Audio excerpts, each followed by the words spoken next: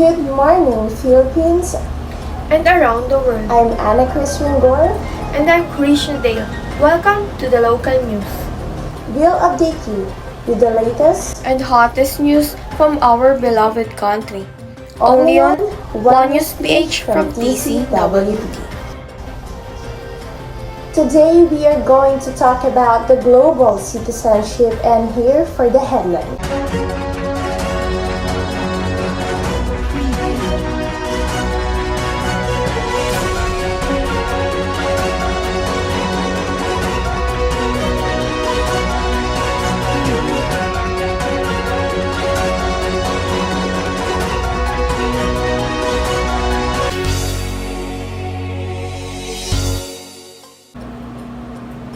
What is global citizenship all about, and how the world acts as global citizen? How the concept of civil society has become central to social theory. Lastly, the campaigning for human rights, cosmopolitan principles, and international law. So let's hear the first and hottest issue from Ms. Laika Lopez.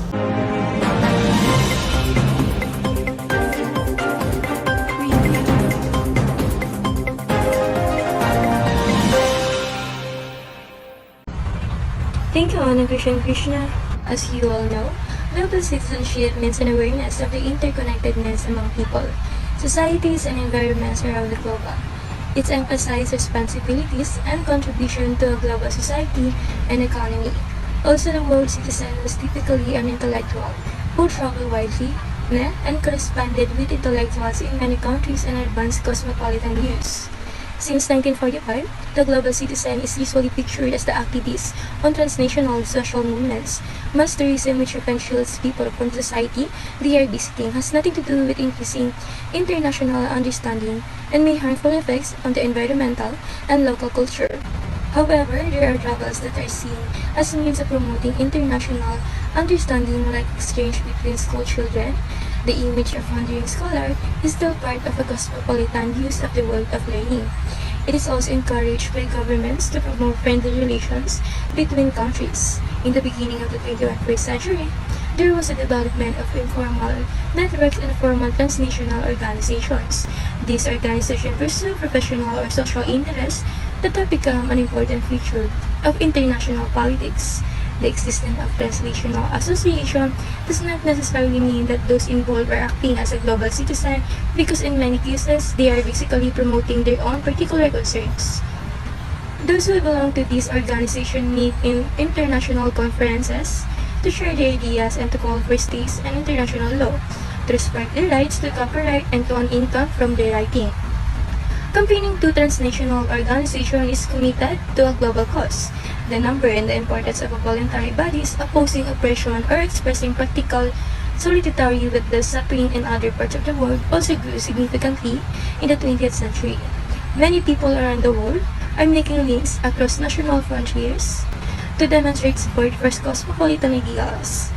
Transnational organizations like Amnesty International, Oxfam, and Greenpeace discussion on global citizenship.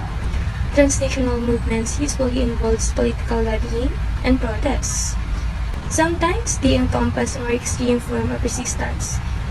They also depend on volunteers who offer direct assistance to those who are suffering from abuse, poverty, war, and among others. So that's all for the first breaking news. I am Laika Lopez reporting for One News PH for TCWD. Thank you. So people now are more aware for the global issues and challenges that we experience in our country.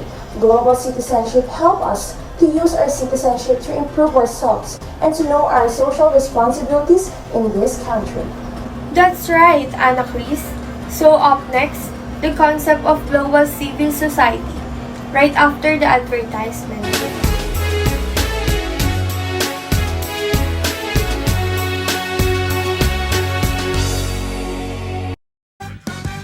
Sus! Wala kayo sa manok ko. Bakit? Yung sa akin, original. Araw-araw, fresh na fresh, malupit ang flavor. Teka, secret yan. Pressure is our pleasure. Kaya ang lasa, walang takas. Ang gravy, walang katapusan. Manok baka mo? KFC Original Recipe Chicken. That's how we do it.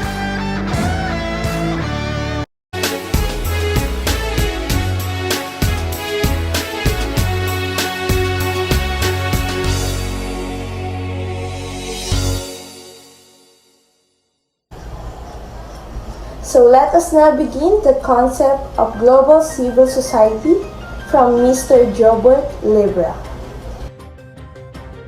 The concept of civil society has become central to social theory since the 1980s, when dissident intellectuals in Eastern Europe looked to social networks initiated from below to provide a sphere of independence from the state and a basis for resistance. The existence of autonomous social groups and institutions has been seen as essential to democratization, both in remaining communist regimes such as China and in other authoritarian states. Democratic theories have argued that civil society is essential to liberal democracies as a barrier to an encroaching state. Participation in voluntary bodies provides a political education and promotes responsible citizenship. Hegel and Marx conceptualized civil society as the sphere defined by the market economy and its resulting individualism and societal divisive effects.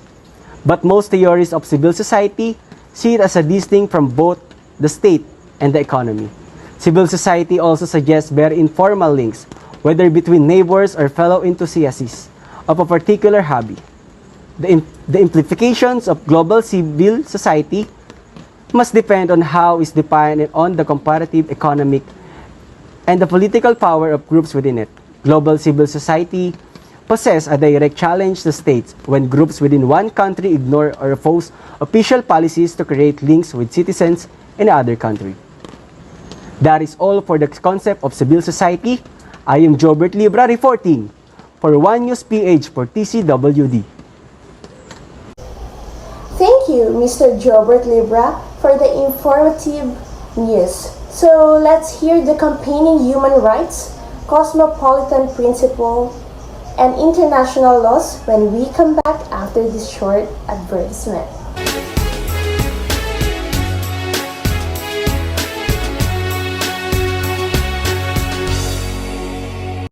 Sorry mga bros, muna na ako ha. May tournament pa ako eh. Tournament? Eh, umalis na yung train! What? Hindi to pwede! Eh, di abulin natin. Tara, tara, tara! Oh, wala na tayong gas! Hoy, hoy! Eto, fuel for adventure.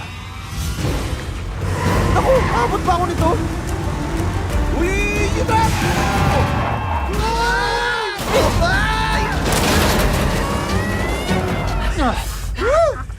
Ma'am, sir, pakibilisan lang po.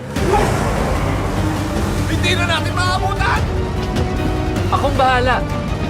Seryoso ka? Anong para?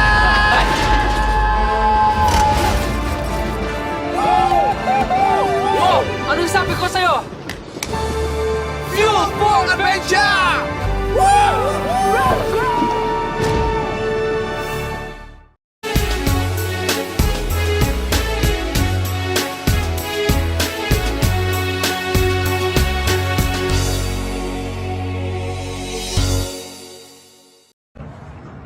The basic tenet of cosmopolitanism is the belief in universal equality and human rights. Transnational organizations supporting human rights are often cited in discussion of both global society and local citizenship. Richard Falk discussed how global civil society promotes a world order based not on the state interest but on the interests and rights of human beings. Amnesty International and regional human rights bodies typify this move towards a law of humanity. Amnesty International is probably the best-known human rights campaigning organization with a separate international secretariat and sections in many parts of the world. It is used to exemplify transnational action to protect individual rights. Amnesty has also played a role in strengthening global civil society. It can also be seen as a collective global citizen. Human Rights Watch, which is based in the USA, is one of those who play an important role in monitoring human rights worldwide and protesting about abuses. That's all for today. I'm Denise Honor reporting One News PH for KCWD.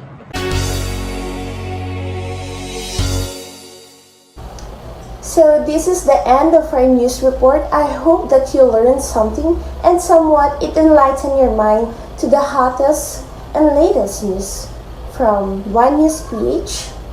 So for more info and to get some updated news, kindly like our page One News PH for TCWD. Thank you.